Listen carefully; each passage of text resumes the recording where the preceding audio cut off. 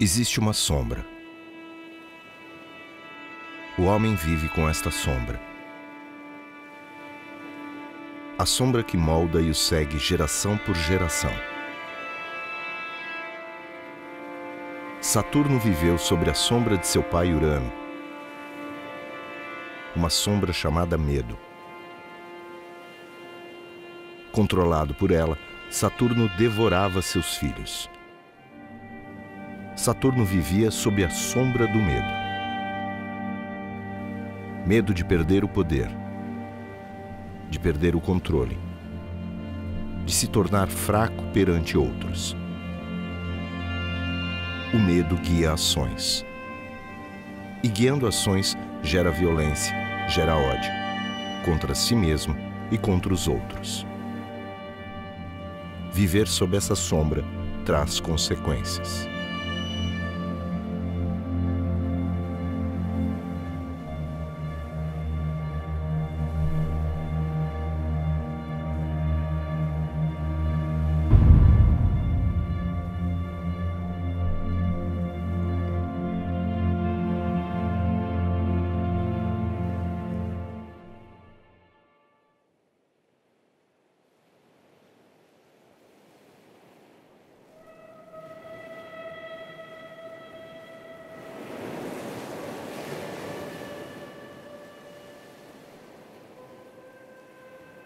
Ninguém nasce machista, né? Ninguém nasce com esse conceito de masculino ou feminino, né? Nascemos pessoas e esses conceitos eles são construídos no ser humano. Tem um momento mais antigo, que é o pensamento religioso, que veio durante muitos séculos, com uma concepção também do homem como o centro do universo e a mulher como representante do mal, né? Representante do pecado.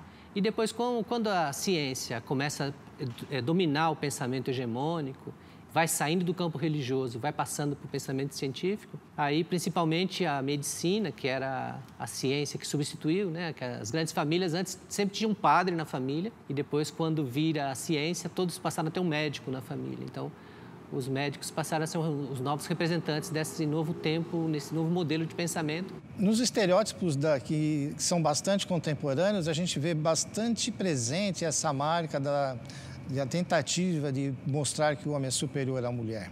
O homem tem que ser musculoso, tem que ter peito grande, tem que ter ombro largo, tem que ter braço forte, grosso, né? Essas marcas que estão dadas na sociedade são reminiscências desse processo histórico, sim, da superioridade do homem, do uso da força do homem.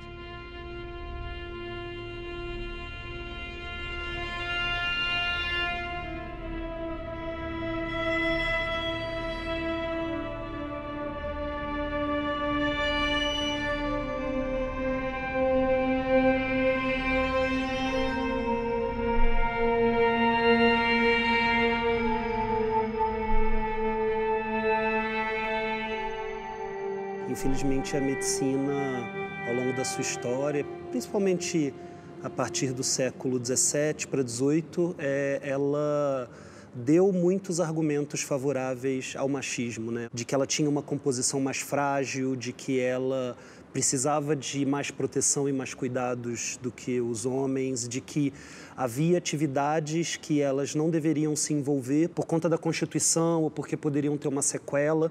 E, paralelamente, que os homens tinham habilidades inatas e diferentes das habilidades das mulheres, né? Então, por isso, eles podiam manejar armas, manejar equipamento pesado, depois manejar tecnologia, né? E a lógica da medicina foi muito dessa construção biológica mesmo, do homem, da mulher, nessa concepção de o homem, a mulher como um ser invertido, né? O homem o ser perfeito e a mulher invertida, imperfeita, inacabada, né? Hoje eu acredito muito mais na influência da cultura e dos comportamentos reproduzidos do que uma diferença muito grande biológica, que não dá para negar, claro, mas não a ponto da gente ser tão sectário, ser tão taxativo nessas diferenças de um ponto de vista que limita a vida das mulheres, né?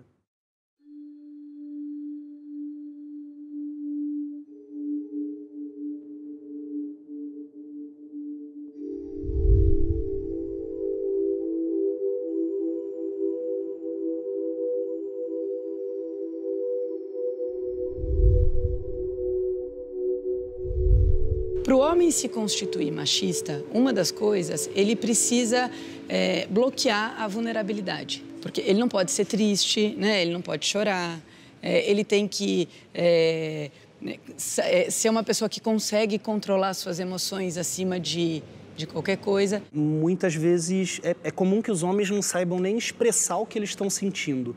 Não sabem falar em termos de tristeza, em termos de angústia, em termos de medo, em termos de... Eles sabem dar objetivos. Estou sem paciência, não quero fazer nada, estou de saco cheio. Ou alguém nota que ele está mais irritadiço, ou que começou a ficar muito brigão. Então, é difícil, inclusive, para ele elaborar esse sofrimento e traduzir isso em palavras. Eu entendo que hoje as nossas relações são prejudicadas porque ainda hoje os meninos são educados aprendendo que não podem usar rosa, que não podem chorar, que tem que ser forte, que não podem ser sensíveis, né? Que não devem brincar com meninas no início, né, da primeira infância. Hoje nós estamos tentando desconstruir isso, mas isso tudo é muito lento. A masculinidade passou a ser muito representada por aquele self-made man, né, que a gente chamava, que é o homem que saía para se fazer sozinho, é o empreendedor, né, que todo o sucesso ou o risco do negócio era dele. É um homem que ficou extremamente ausente de casa e a sua masculinidade estava muito representada em ganhar dinheiro, né? E aí, através da potência e da capacidade dele de comprar, por exemplo, bens materiais, em muito se construiu, por exemplo, a partir mais do século XIX, XX, um conceito de masculinidade. Essa forma de ser homem é quase que o desenvolvimento de uma neurose, que a gente quer ser homem, e ser homem na nossa cultura é ser homem macho, e vai criando uma neurose de ser homem. Então, a gente passa depois a acreditar que nós somos homens e começa a depois defender esse lugar de homem, esse papel de homem. E isso dá esse impacto porque, na verdade, é uma visão falsa, que ninguém é esse homem. A relação entre pai e filho, o filho homem principalmente, ela é muito importante na construção ou desconstrução desse machismo. Na maioria das famílias, né, principalmente nas periferias, nos lugares com menos condição financeira, menos qualidade de vida, a mulher é a provedora. Então, falta a referência masculina. O homem teme tudo que se opõe a ele. Teme tudo aquilo que pode lhe tornar fraco. Não se pode derrubar nenhuma lágrima. Mas é comum que se derrame a do outro. Refletimos costumes e pensamentos sem ao menos nos questionarmos o porquê.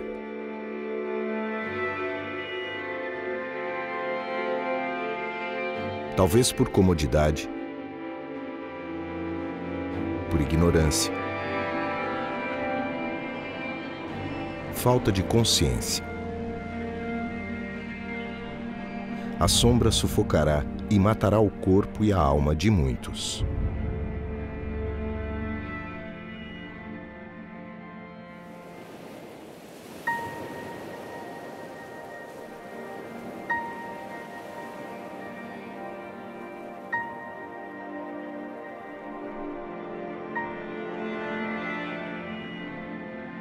Se a gente for pensar um pouco nesse incômodo social que nós homens sentimos, eu acho que nós estamos numa época que vários pesquisadores chamam da crise da masculinidade, né, nessa crise. Eu acho que ela vem de um reflexo principalmente do movimento de luta das mulheres. Eu acho que as mulheres começaram, no Brasil, pelo menos há 50 anos, existe a luta feminista, né, a luta das mulheres. E como nós trabalhamos com relações de gênero, toda vez que uma parte muda, pressiona a outra parte para a mudança também. Porque o homem, historicamente, ele foi considerado provedor. Ou ainda tem esse estigma na sociedade de provedor. Né? E o que acontece quando o homem não consegue ser provedor? Ele se sente derrotado? Ele não é um derrotado pelo fato dele estar desempregado ou pelo fato do mercado, da mercadoria dele não ter sido vendida. A relação de demanda, de oferta e de procura também tem uma questão de espaço, é uma questão de lugar. Né? Então, não tem a ver só com ser bem-sucedido ou mal-sucedido. Né? É importante que a pessoa sobreviva. né? Se ele conseguir venda, se ele conseguir trocar mercadorias, se ele conseguir trocar o seu trabalho, a sua força de trabalho de alguma maneira, ele ganha a sua sustentabilidade. Mas o que acontece, né? O pensamento capitalista faz com que a gente segregue algumas pessoas, né, em relação a outras. Hoje já vai ficando mais difícil a gente falar nisso, dado o número de mulheres que são chefes da casa, inclusive quando tem um homem em casa, né? Em muitas famílias, o homem ainda é o rei da casa. Ele ainda se acha e se sente assim. Então, ele constrange a mulher, ele acua a mulher e ele mostra isso como exemplo. E hoje eu vejo muitos adolescentes replicando o que vem em casa. Mas o que eu acho que é o grande desafio da nossa época é como é que a gente toca esse homem, como é que a gente toca o coração desse homem para que ele fale assim, por que continuar sendo machista? A nossa sociedade, de uma certa forma, ela funciona. Se você quiser continuar sendo machista, você vai continuar, você vai arrumar trabalho, você vai casar, você pode separar e casar de novo, você pode colocar seus filhos em escola. Ela funciona dessa forma. Então, como tocar para que o homem comece a enxergar que esse formato ele tem mais perdas do que ganhos, né?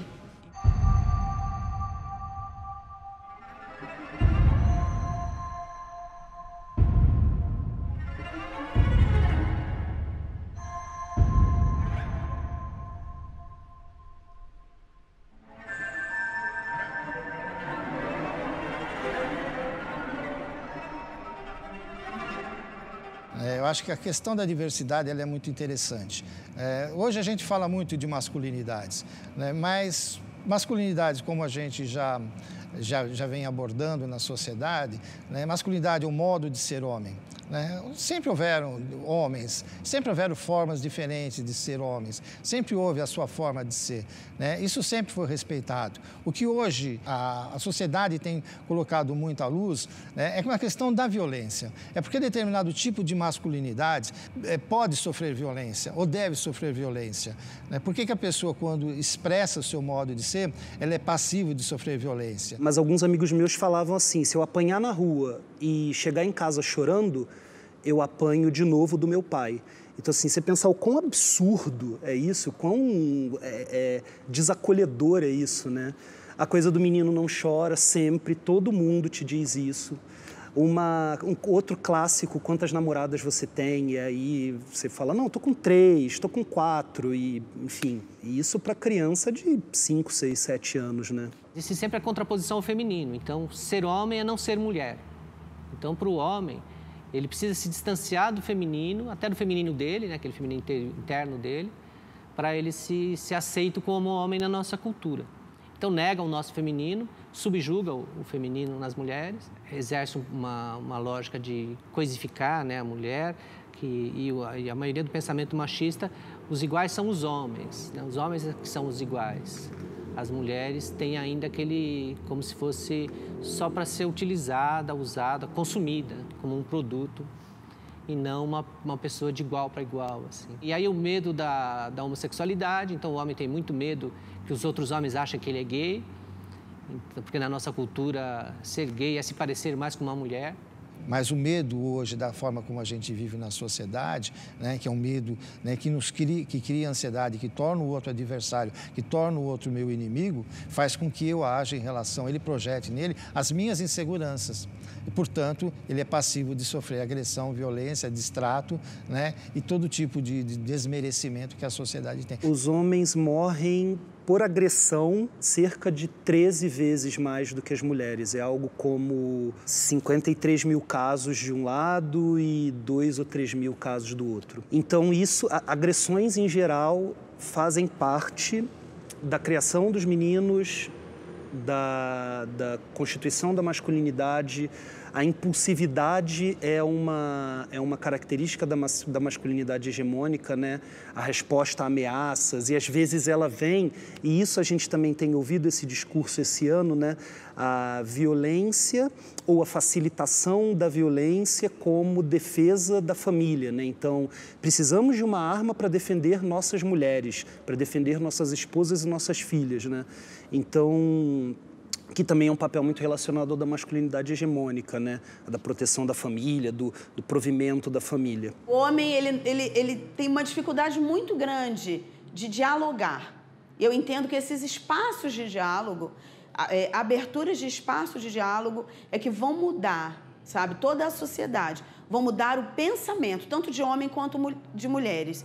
Se nós percebermos, né, a partir de análises e de estudos e de pesquisas, em casos de violência, geralmente, na maioria das vezes, o causador é o homem, contra a mulher e contra outros homens. Se você perceber em acidentes de trânsito, por exemplo, onde há casos de violência, geralmente é o homem que está dirigindo. Isso tem sido marcado muito, né, ainda na sociedade, para a pessoa da cor negra, para a pessoa homossexual. Falando de homens, né, de homens homossexuais, né, essas pessoas, né, vêm sofrendo na sociedade, né, um grau de violência exacerbado. Não que a gente poderia admitir que se existisse um grau menor de violência, isso fosse satisfatório, né? Seria satisfatório que não houvesse violência. Isso não é uma utopia. O ser humano não nasce violento. E por que ao se defrontar com outro homem diferente de si, né, existe a prática da violência? Essa é uma questão, né, que a gente se debruça. Olhe seu reflexo. Olha aquilo que você se priva de ser devido a imposições. Aquilo que você se priva de demonstrar, pois lhe disseram ser errado. Ou como você age, pois lhe disseram ser correto.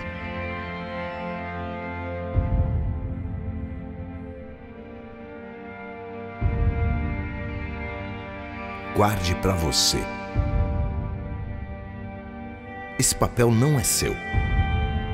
Seja forte.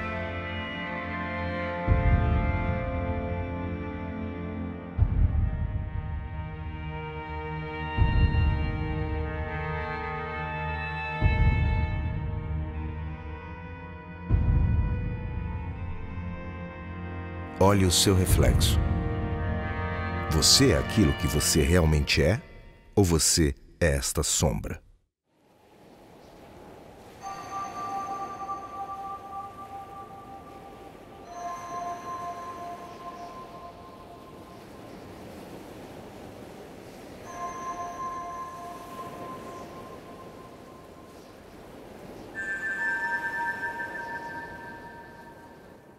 O que é realmente ser um homem, ser masculino? O que realmente é ser o feminino? Porque hoje os papéis também mudaram. Esse feminino não é o ser frágil que foi construído a vida inteira, de gerações e gerações. Essa mulher não é mais, ela não se demonstra mais tão frágil, porque ela nunca foi. Porque aturar um homem violento não é fácil. Aturar um homem que é agressivo não é fácil. Mas essas mulheres, nossas antepassadas, sabe, suportaram isso. Eu esperava que nessa altura do campeonato a gente já tivesse mais adiante, sinceramente, assim. Com tudo que já se produziu, com tudo que já houve de manifestação na história, eu realmente acho que a gente podia estar muito maior. Não por, absolutamente por uma falha da militância ou isso. A história se desenvolveu dessa forma, né? O homem comum, ele precisaria, né, conviver com outros homens em condições de igualdade, não só para reconhecer a diferença que existe entre eles, mas em condições de igualdade, em condições de horizontalidade, para que se pudesse mostrar, né, que não existe essa diferença, que ambos temos as mesmas necessidades, né, e não precisamos de muitas necessidades além daquelas que são iguais a todos. Como é que a gente supera? Porque não é assim, homem não pode chorar, né? Homem pode chorar, mas como é que ele se levanta? E aí não é o homem ou a mulher. Como é que a gente pode ficar triste, porque aquela situação deixou a gente triste, mas como é que a gente se recompõe, como é que a gente se reestrutura? Esse é um viés que eu acho que, de uma certa forma, no momento da separação, no momento do divórcio, que é uma área onde eu trabalho, é uma grande porta de entrada que eu acho que pode ajudar muitos homens a começar a exercer mais a paternagem, de um lado, e, de um outro lado, também garantir à mulher um espaço maior no mercado de trabalho, uma apropriação da sua potência, da sua competência. E aí a gente passa para uma sociedade onde tem uma igualdade de gêneros. O que nós precisamos pensar é criar mais espaço para falar sobre isso, virar algo comum, para se conversar em qualquer campo de futebol, em qualquer roda de cerveja, em qualquer esquina, e mudar a cabeça daqueles que ainda têm a mente muito fechada para entender que nós somos iguais.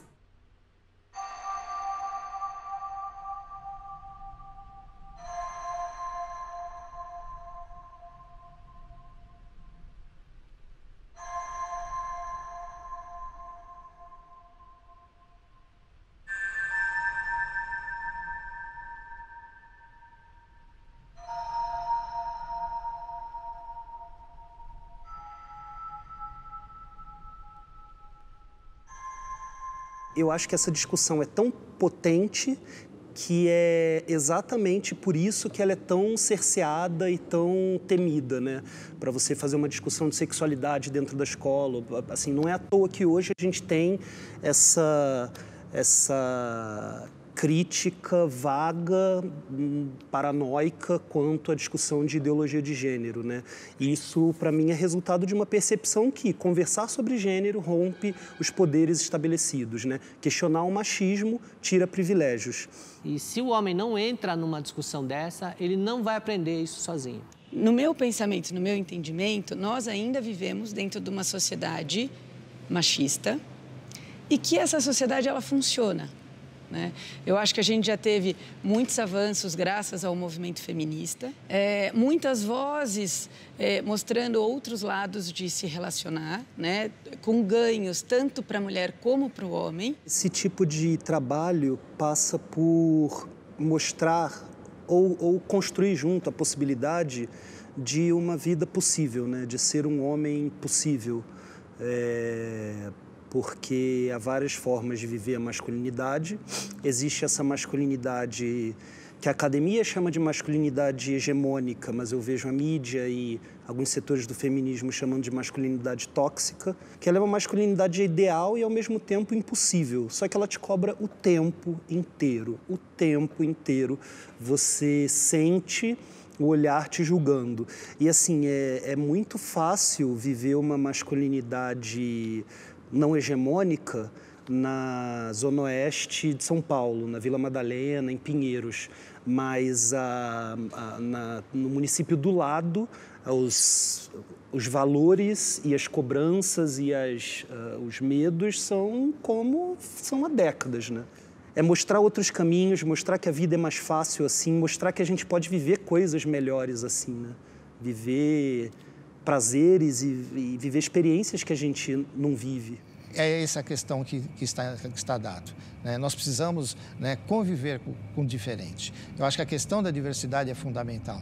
Né? Na medida em que eu reconheço o outro, na sua diversidade e na sua singularidade, eu reconheço o valor que aquela outra pessoa tem também. Isso faz com que a gente construa o chamado campo ético que hoje está ferido. Né? A ética sempre foi o desafio da humanidade. Ela é formatada na Grécia Antiga, né? Mas ela é o elemento de utilidade hoje doméstica. Nós precisamos hoje, todo mundo, utilizar, né, uma boa dose de ética para reconhecer aquilo que nos une e que nos separa. No momento do divórcio, hoje em dia, é extremamente comum a guarda e o cuidado das crianças estar dividido de forma igualitária entre a mãe e o pai. Né? Tem muitos pais, hoje em dia é comum você ver pais na escola, pais no clube, nas atividades extracurriculares, exercendo o papel da paternagem. Para que isso aconteça, precisa haver, como se fosse como se houvesse uma quebra, uma fresta nesse muro da macheza. Por essa fresta pudesse começar a sair as emoções e o homem perceber o resgate que é poder entrar em contato também com as suas emoções. E aí poder ensinar para o seu filho que entrar em contato, seu filho e sua filha, né, que entrar em contato com as emoções é uma questão de respeito ao ser humano.